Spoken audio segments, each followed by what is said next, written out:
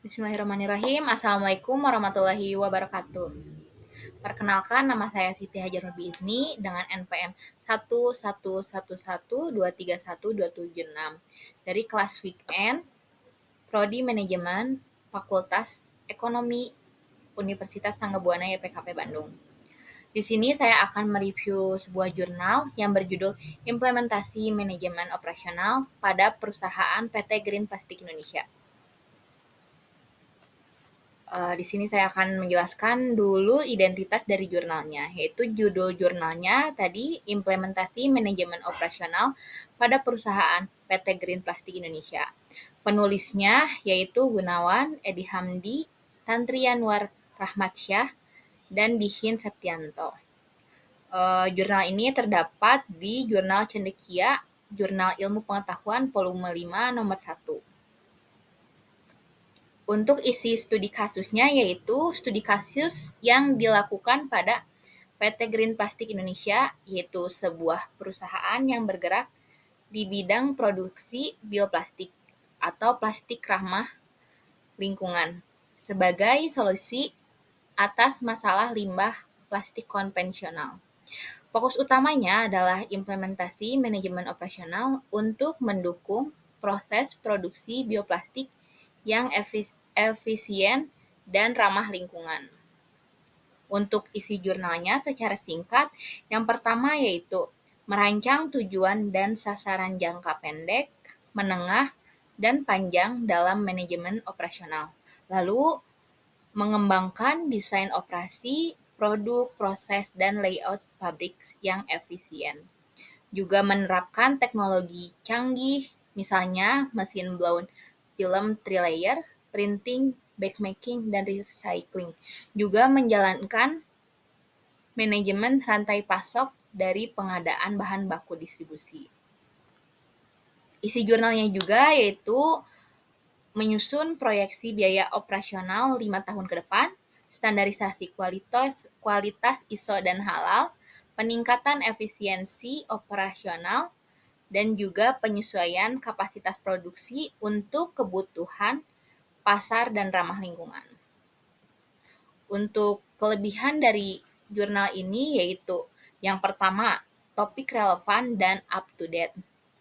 Jadi jurnal ini membahas bioplastik dan manajemen operasional di industri plastik ramah lingkungan, isu yang sangat aktual di tengah krisis lingkungan global.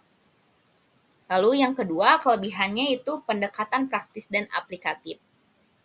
Jadi penelitian dilakukan langsung terhadap PT Green Plastik Indonesia dan menyajikan berbagai aspek manajemen operasional dari perencanaan mesin, layout, hingga supply chain manajemen secara konkret.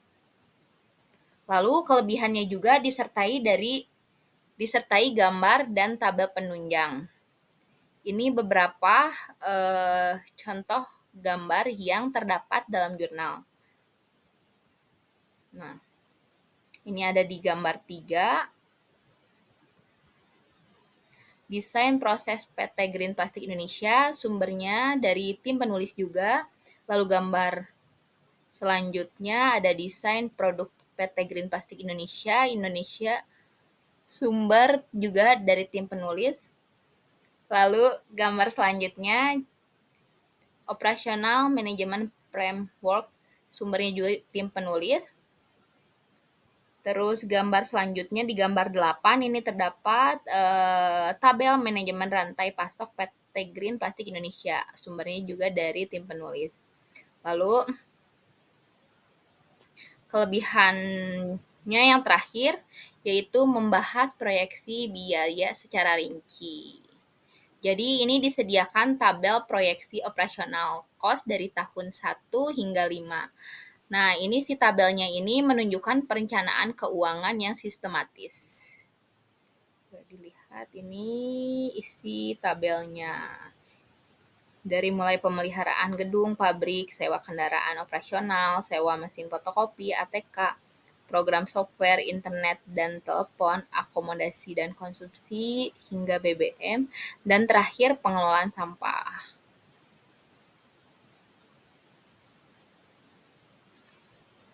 Lalu selain kelebihan dari jurnal, juga ada kekurangan dari jurnal ini.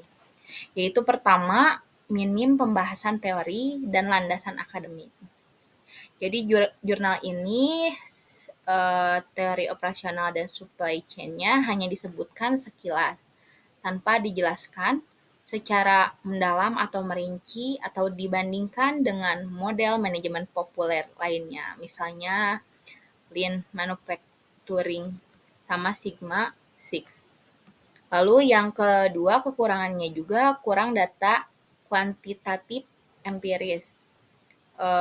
Walaupun disebutkan dalam jurnalnya menggunakan metode kuantitatif, jurnal tidak menyertakan data hasil wawancara atau dokumentasi yang nyata. Lalu membuat pembahasan menjadi kurang mendalam. Lalu yang ketiga, tidak menyajikan analisis SWOT atau resiko.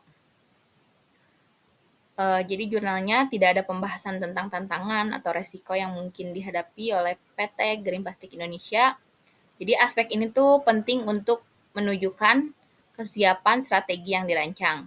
Lalu keempat, atau terakhir dari kekurangan jurnalnya, yaitu struktur bahasanya kurang akademis. Jadi beberapa bagian menggunakan kalimat yang terlalu umum atau naratif. Jadi ini contoh kutipan di dalam jurnalnya. Hal ini tentunya sangat aman untuk digunakan. Jadi kalimat seperti ini perlu diperkuat dengan data atau literatur ilmiah.